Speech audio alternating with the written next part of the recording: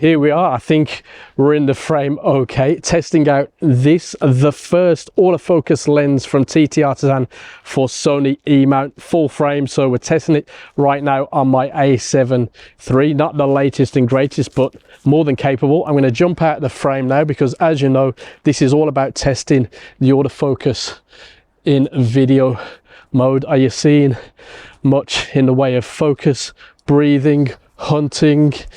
I'm fairly confident with this thing, but as this is a bit of a budget number, it can't be perfect, right? Well, let's go back in time to when I crack this thing open. You know, it's worth looking at this thing up close, hands on, then get out and have a good play out and about. So yeah, not sure how close I can get, but yeah, let's crack this thing open and get on with it. Right, good old silica gel, and I feel like it's been a while since I've looked at TTArtisan lens. I don't know, but there we go. Instructions, spec. I hope I've got the spec right. I did give a little browse through earlier. This lens, of course, is out for E mount and Z mount, at least at the point of recording. You know, things can change. It all depends upon release date. Oh, this one's released, so we've been having problems with not getting release dates off these Chinese companies, but TTArtisan, at least with this one, decent. Right, plastic lens hood, kind of funky. It's a little bit different. Do like that. Just pop that aside. Snap cap.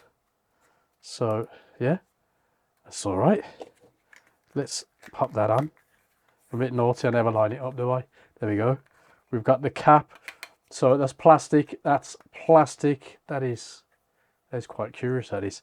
Now with the lens cap, you do have the USB-C firmware port there. So whether you like that or not, that's up to you. Now this is cold to the touch because the main bulk of it is metal. Weighs 340 grams. Actually feels pretty decent. No MF AF switch, I can live with that. No customizable button, I can live with that. Manual focusing feels okay. It's fine, pretty well dampened. Nice clicky aperture and a longer throw to the A, which I don't really use. That's a nice sure click. Well done, TTArtisan.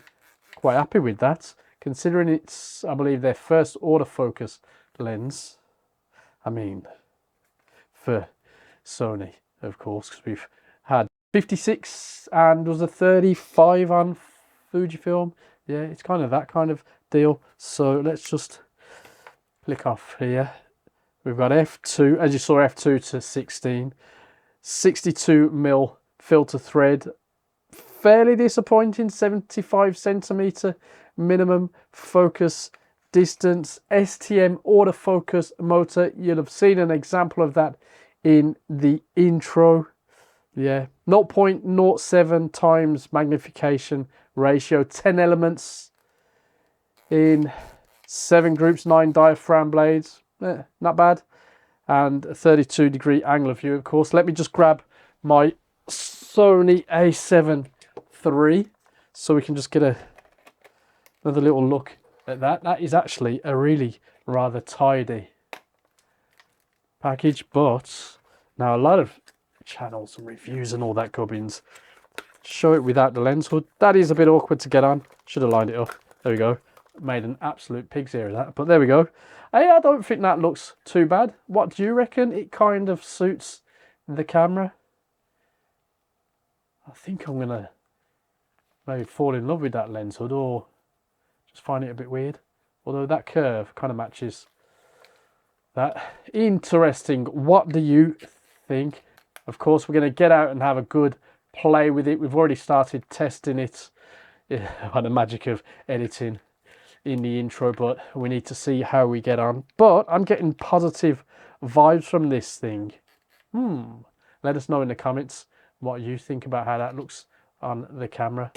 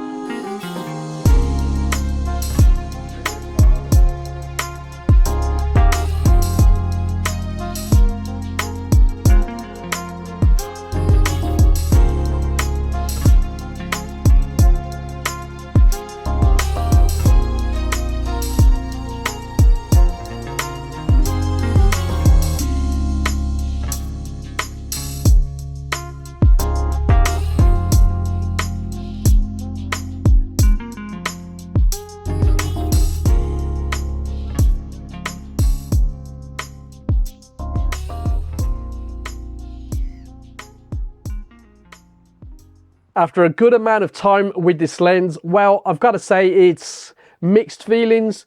I still love the solid metal build. The aperture ring is decent, clicks along nicely. The overall handling and simplicity is there, but one or two things needs to be mentioned. The lens cap is very awkward to click into place. I do like these, but there's a slight design flaw. It's gonna get lost at some point. That's probably the first time I've got it in that quick. Yeah. And the lens hood being plastic feels a little off with the lens being basically all metal. Yeah. Also, it being petal shape is probably a bit of a waste on a 75mm lens. It's cool though. Autofocus, probably in need of an update. This is now the worst performer I've had on Sony this year. Don't try anything too fast in stills, and I'm not convinced the video autofocus performance is where it needs to be.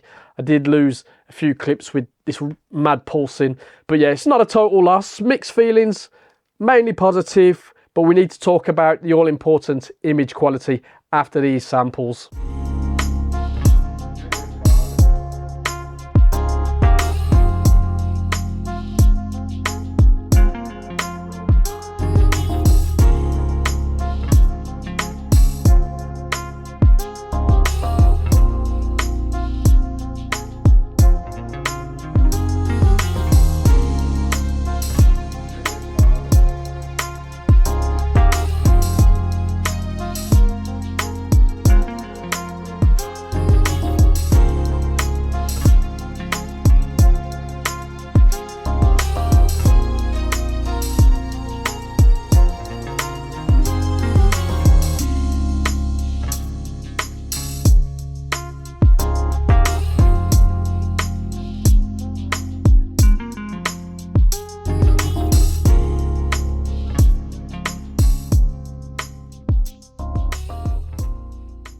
Sharpness is very good to excellent in the center, wide open. Corners improve fairly quickly as you stop down. I'd say f4 is probably the sweet spot for the best sharpness and contrast this lens offers across the whole frame. Once you go past f11, diffraction sets in, and you're only going to go to f16 if you really want those sun stars. Color rendering and contrast are both quite good. Chromatic aberration well controlled for the most part. Pincushion distortion is average, as is vignetting wide open, but both are easily fixed with a click of the button. Now, ghosting, flaring is definitely an issue with this lens. Now, some might find flaring to be a fun flaw with this one, you know what I mean? I've included a couple of samples in this video, so you get the idea. Whether they're fun or not is personal.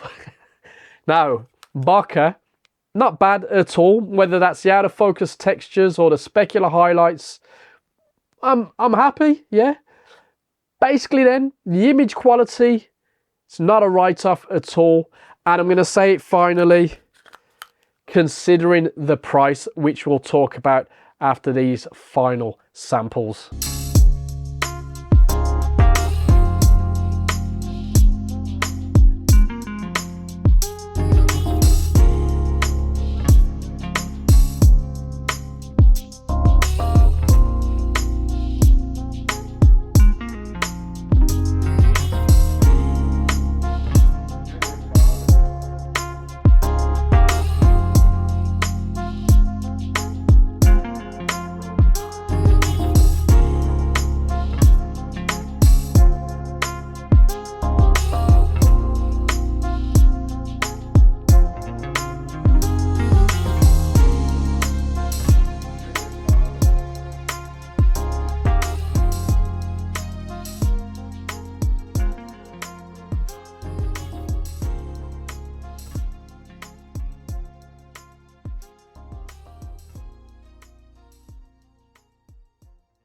The lens is retailing anywhere between £122.28 delivered on TTArtisan's site and £199 on Amazon Prime, I believe. So is it worth the, let's say, average retail price of £160? Yes. The closest out there is the plasticky arguably better Samyang 7818, but that's at least £100 more, so it should be better. You know, there's nothing like this at the price, and while the lens gives me mixed feelings overall, it's very capable at the price. The autofocus failings, could they be fixed with a firmware update? Do these companies really look after firmware updates? The rest of the problems, well, it's probably for another lens, maybe when they bring out something like a 35 or 40 f2. Could be interesting. Yeah, you could probably live with the negatives with this, especially for general still shooting, even on an older Sony body. Now, I really appreciated the build quality, the relatively small size for a short telly. So it might be a very decent option for street travel shooters, you know, on a budget. So yeah, have you used this lens? We need to hear from you in the comments. I'll see you there.